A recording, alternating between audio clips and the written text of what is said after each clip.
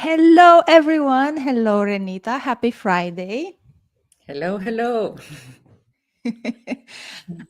Welcome, everybody who's joining us today. If you're joining live, my name is Renita Kasper, founder of Fair Cultures, and somebody who's been in the talent acquisition space for too much than I would like to admit sometimes. Don't say too old. I mean, you can see the wrinkles, right?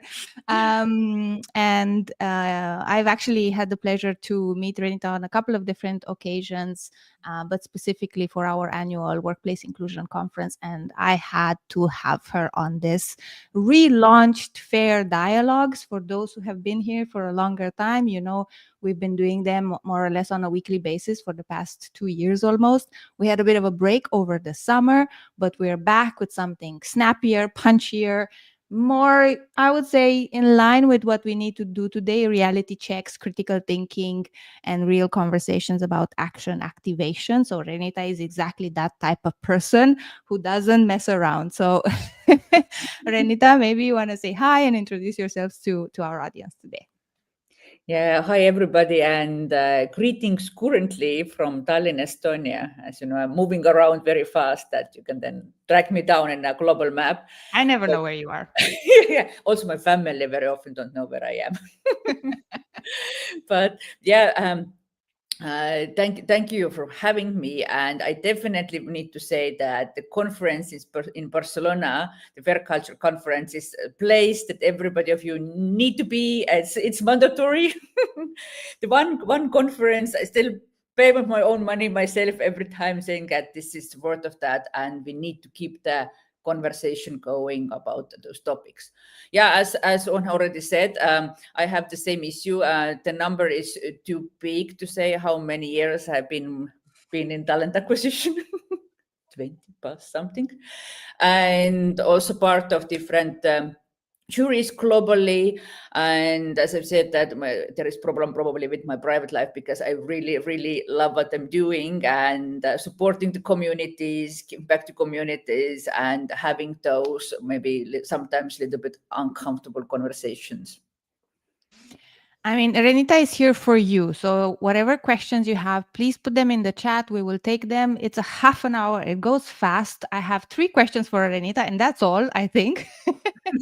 But I really want us to have this thing specifically for us to talk more. Whether I don't even see how many you are now on the live, but I can see your comments and I will put them on the screen. So, do share in there. Yeah.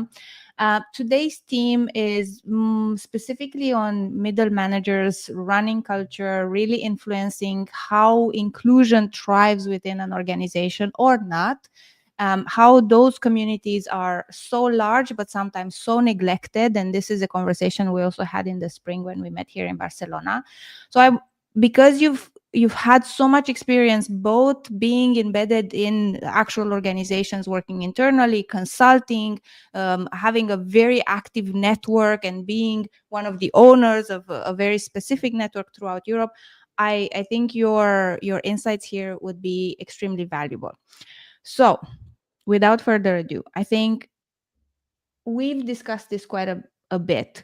Managers, and specifically middle managers, are seen a bit as a membrane between strategy and reality, right? You have the leadership groups, you have your memos, your strategy, your framework, but people who do need to express this, translate this on the floor, whatever floor that is it operational, digital, etc. um, it seems to me that a lot of organizations are struggling to glue that part.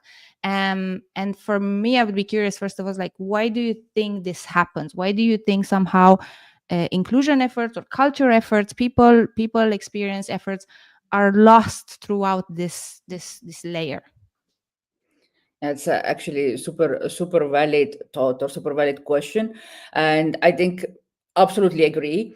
That's what I hear, and unfortunately, hear like everyday stories, both sides, for let's say middle manager size or their team spectrum on that my manager is not supporting. I don't understand what I'm doing, or what's the goal, or nobody listens to me in the meeting, but also maybe somebody listens to this manager in the meeting, and so on.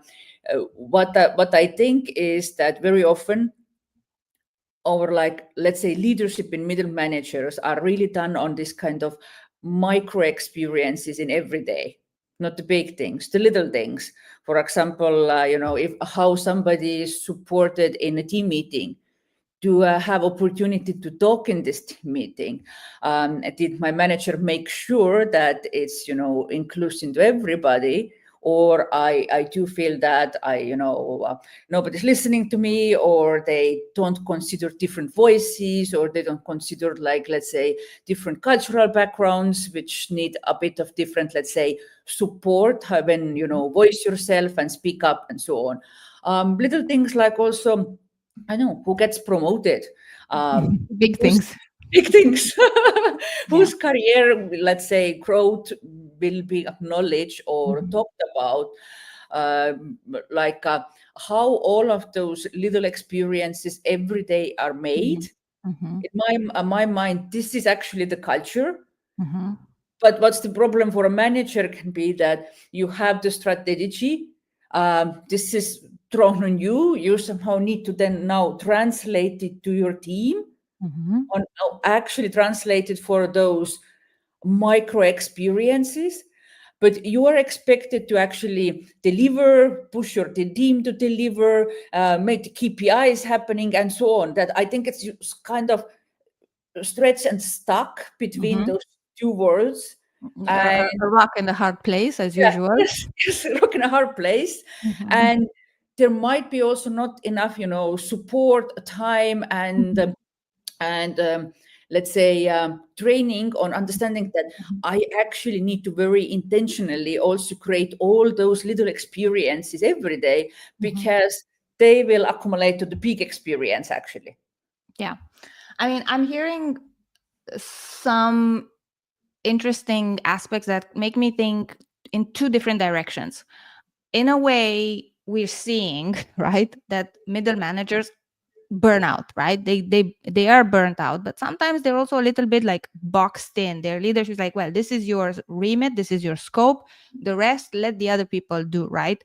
And this is a lot of the conversations around processes, fairness in hiring, in promotions, in payment, right? It's like, oh, HR will deal with it, the Mhm. HRBP or the consultant, the agency recruitment, etc., etc., you deal with this. But Mm. at the end of the day, these are the people who are making the decisions, the middle managers, the top managers, who are like, I need to make hiring decisions. I need to make promotion decisions, recommendations, bring insights, and I can't really delegate this. So where do you see this? This is the biggest issue, that they are burned out. So we need to support them with, let's say, less workload or more streamlined workload, or education, or how to manage that, or give them actually more scope and not keep them so boxed in.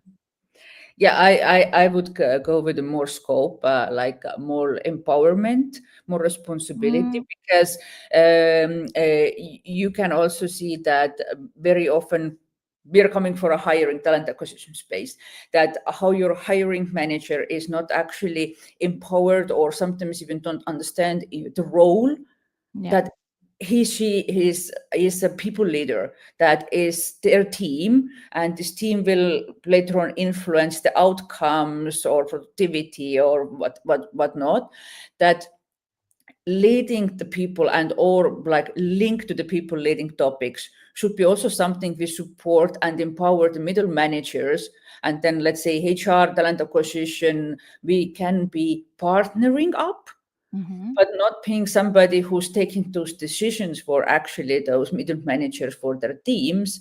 Hmm. Then maybe this kind of power is changing, because we can see very often at recruitment that you go and hire somebody, but it's your team, your position, your outcomes. You know what's actually happening there. Same with, let's say, feedback, performance reviews, whatever you want to do with these people. Yeah. And I definitely think that boxing somebody in Hmm. rather gives them situation when they have need to deliver, but Hmm. actually don't have, neither, neither we empowered them, or actually also didn't give them any resources to do so. Because I just don't have, like, I feel that this is Yeah. something I need to do. It's some sort of checkbox exercise I'm doing, but I can't influence, or I can't, push it back, say, hey, this is Mhm. actually what I need to lead this team, like, effectively. Yeah. And yeah. There is this balance, right? Like you have the task runners. If you treat all your managers like task runners, then I think that's what you're going to get, tasks being made but not culture being shaped. And I think this is where somehow you've had a lot of experience with enabling managers, with creating that learning path for them, but also then supporting them when they get stuck. What can you share a little bit, like what does good look like in terms of good support for people managers, maybe specifically around hiring if you want, but even broader, if you have some insight for me of like what does that look like? What's the good support, good level of support look like? Yeah, I would even go maybe one piece even further in this side, uh, saying that I think we need to craft people managers job that actually the people management is a part of the job, because I'm very often puzzled by that this is somebody's job, and I mean it's your main job is actually to lead your team and your people. But what happens and how those, let's kind of job description look like, that you are supposed to like actually do those task processes, but policies and so on, and there is so much little left for a team and people, that Mm-hmm. if we also voice it out as a company on, also on a higher level of leadership, that this is super like, important piece of your job, and you will have time and you will have support to do so. And we discuss maybe if those task, checkboxing thing is too long or overwhelming or takes most of Mm-hmm. your time, Mm-hmm. then you're definitely not a good people manager. And Yeah. you should be also measured by how you manage people, not how you're managing tasks. Like both should be there, but sometimes we see that tasks are there, like a Yeah. performance are there and KPIs, but not the people management part. And how to support. I think it's already support if you give them a space and it's And clear and explain. talked Yeah. about. Mm-hmm.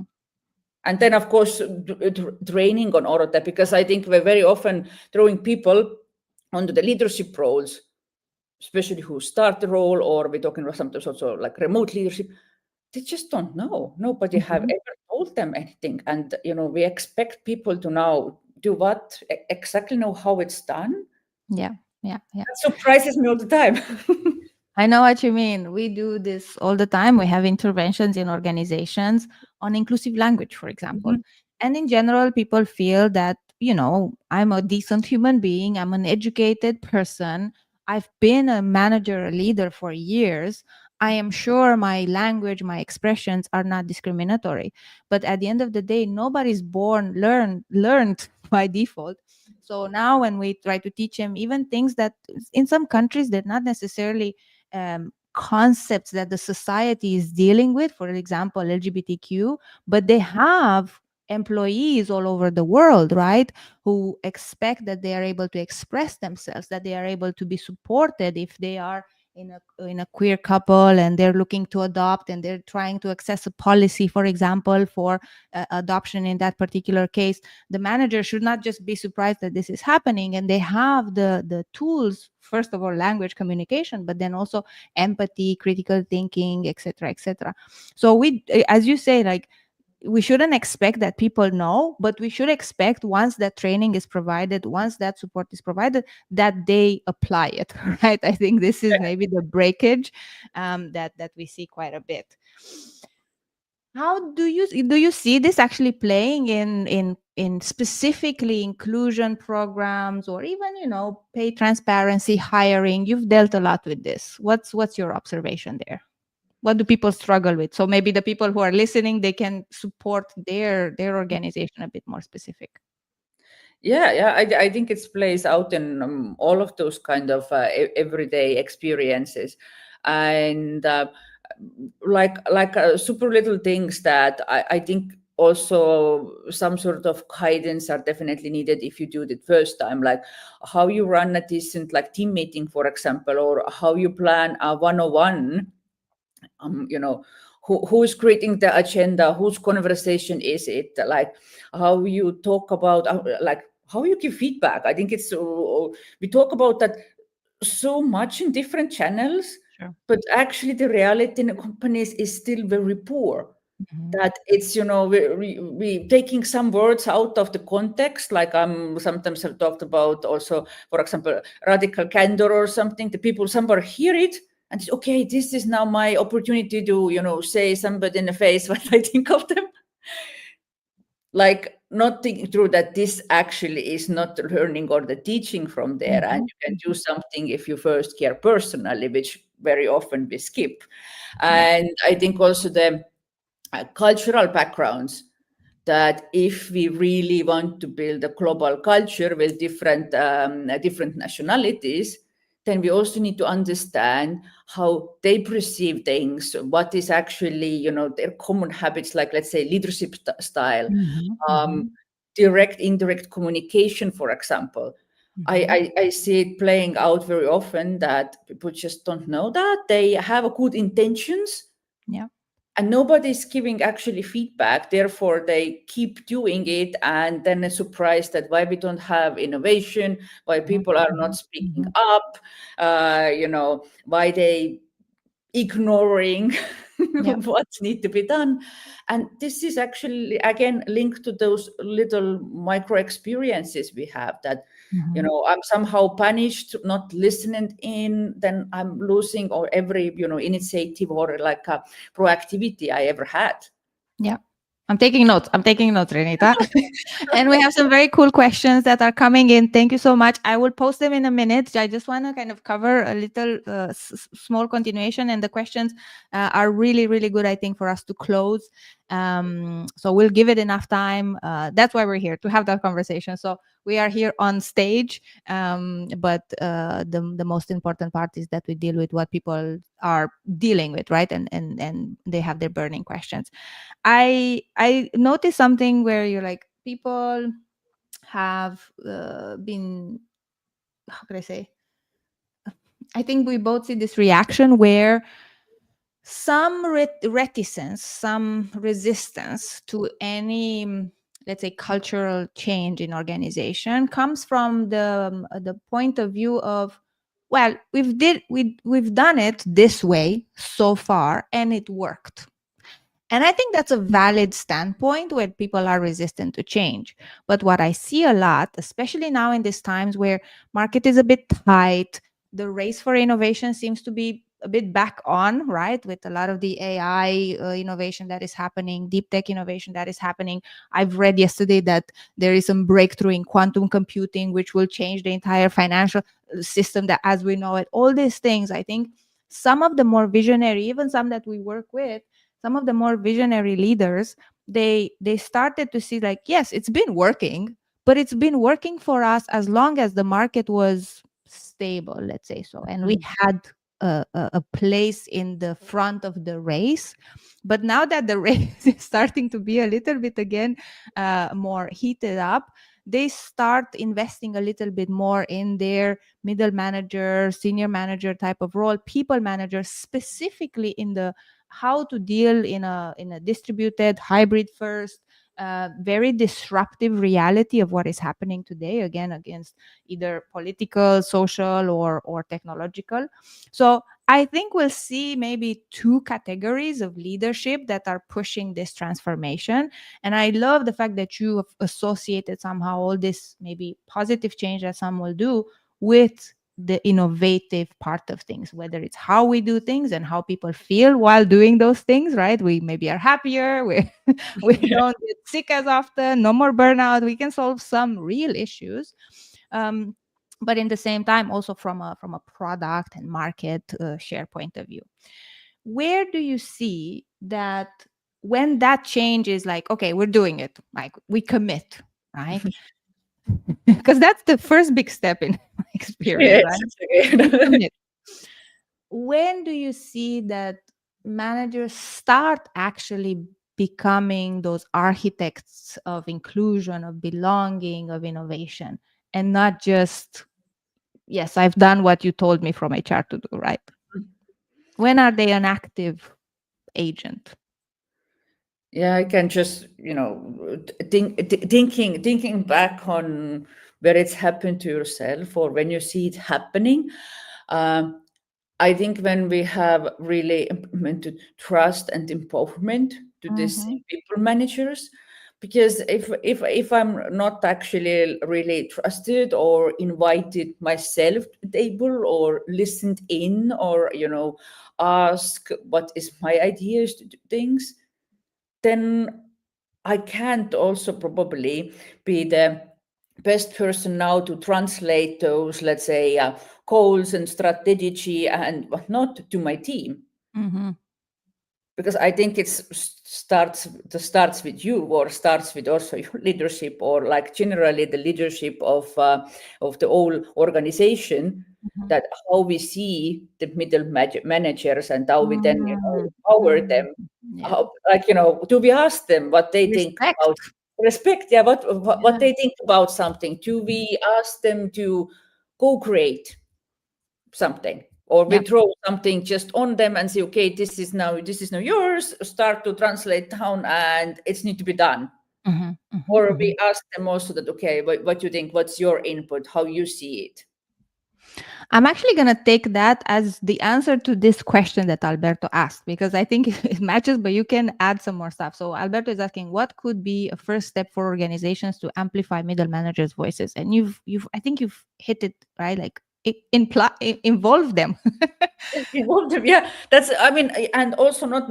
Sometimes I see, if we're talking about distributed companies, globally, even more difficult. But there you need to also think of that. You have headquarters normally, and then the managers, not only like middle manager in headquarters, but Mhm. also distributed, like like the other countries, acquisitions you have made, different cultures, how they see it. Yeah. That very often it's just thrown on them saying, okay, this is our process, we made it all already in a place in headquarters, you go and implement it now.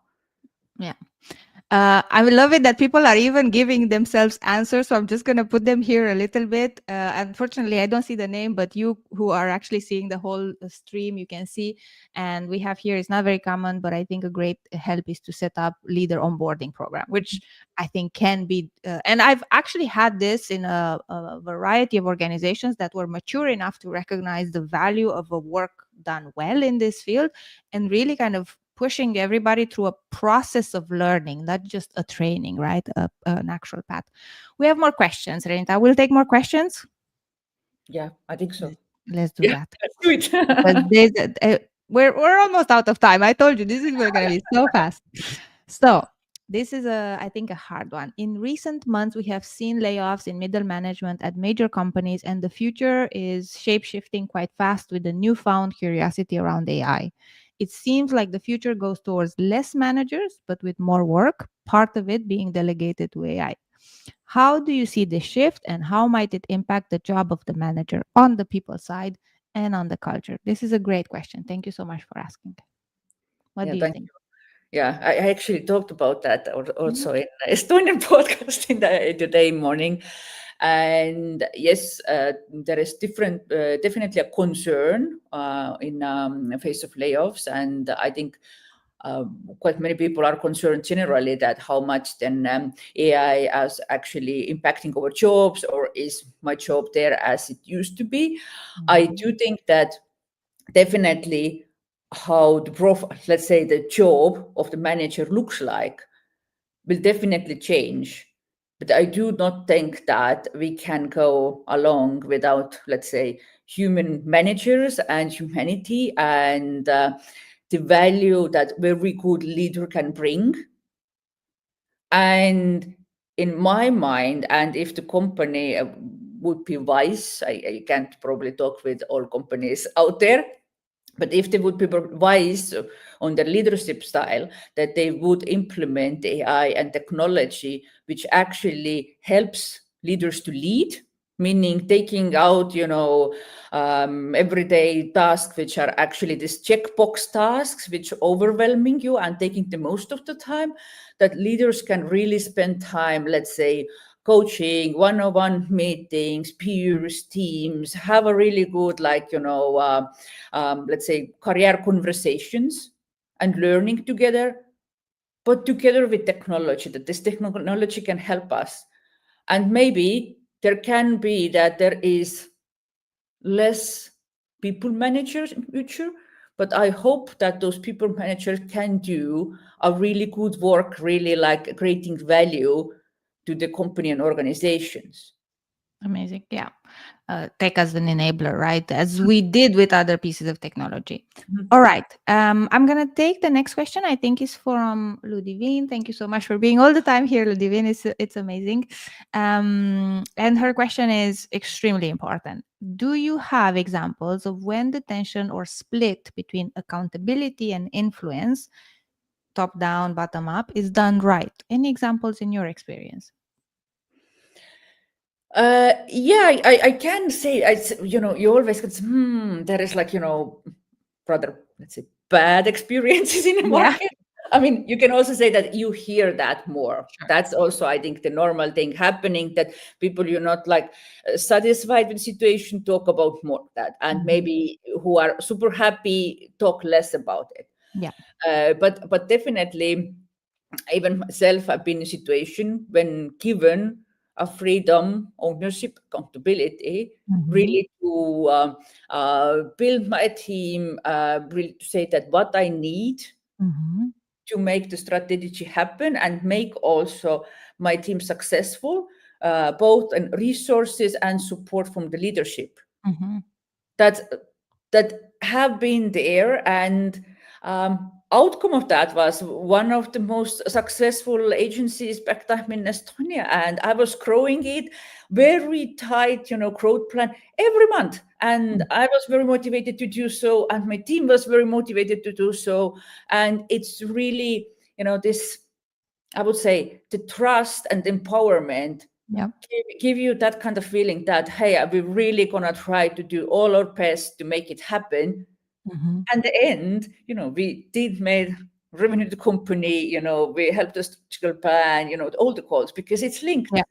Yeah. Yeah. I mean, I can think of a lot of examples, but this one that Nicole is saying here is with agile coaches, and I think the best transformation, organizational transformation process that I've been from within was I'll name names, Booking.com very briefly. At some point, they really infused the organization with agile coaches when they were popular. Now I start seeing that agile coaches are bashed. Maybe there was not a need for them at some point, but I think what Nicole is saying here, they might actually be the key, or this type of kind of role, right? Or this type of persona, because, and I just want to say why it worked, Mhm. because it was kind of deployed more or less at the same time, that you would have this supporting people that would know both the functional challenges that managers would have, right, from a performance driving, from a anything that they were doing, whether it was operational, whether it was tech, whether it was sales. They had experience, and they had kind of, they understood, they related, they were empathizing, but they were excellent communicators. They were trained in solving people problems. So there was kind of a deployment of the same strategies or toolbox throughout the organization. So I found that super interesting. But I'm going to stop there because I think we're just like 1 minute away, Renita. This is fast. I just want to very quickly see if there is any other question. But thank you so much for everybody who has been commenting. I'm just going to wrap them here as we are. And I encourage you to maybe connect with Renita and ask her more questions. Renita, where should people connect with you? How can they find you? LinkedIn And is still, why? LinkedIn is still better. But yeah, and for I definitely, let's continue the conversation, because I mean, been 20 years in talent acquisition, and I'm still trying to figure out how we can actually enable the companies have the best possible teams and organizations, how we can build that, and how, as we as leaders or people leaders or talent acquisition function can come together and help each other and empower each other to really build such kind of teams. That it's also on some of the topics I'm really passionate about, how we can make it happen, how it Of works. course. Of course. Anything I want to ask everybody who's joining here, because Renita, this is your time that you've given us, and this has been amazing. I really appreciate you kicking off this new series. Now we're going to have 2 episodes per month till December. We are all planned. Just go to faircultures.com and newsletter/newsletter, and you'll get notified by all the episodes. We have a couple of chief people officers from all over Europe. We have some DI officers, we have some researchers, we have a lot of very interesting people who have worked on real issues. So hopefully we can dig up more stuff. But anything that this community can help you with now, Renita? Anything that we could do for you? It's your chance to ask for help. Yeah, I mean, the big help would be that how we actually figure out the question that how we can actually turn now the middle managers the real culture designers, which they actually are. And let's open the like discussion and conversation about that. What support is needed? How we can actually talk then with senior leadership and so on. That to give the middle managers really the, let's say, shining the respect role they actually are carrying inside of every organization. And Yeah. also, I think trust and respect they actually should be earning to the hard job they're doing in between the both sides. Is it like managing up and managing down? Mhm. And some of my teams are actually said that, oh, we actually now like when I'm left to understand what was actually the pile you're carrying, or the True. umbrella what was there True. when it's not, and what kind of things one manager actually does. Yeah. With that wrap up, very good conclusion. I wrote all that down. I was going to say it point by point, but you wrapped it beautifully. Thank you so much, Renita, for your time with us today. We'll see you very soon, most likely. And thank you, everybody who's joined us and participated and created this dialogue. This is the point. Thank you so much. Thank you.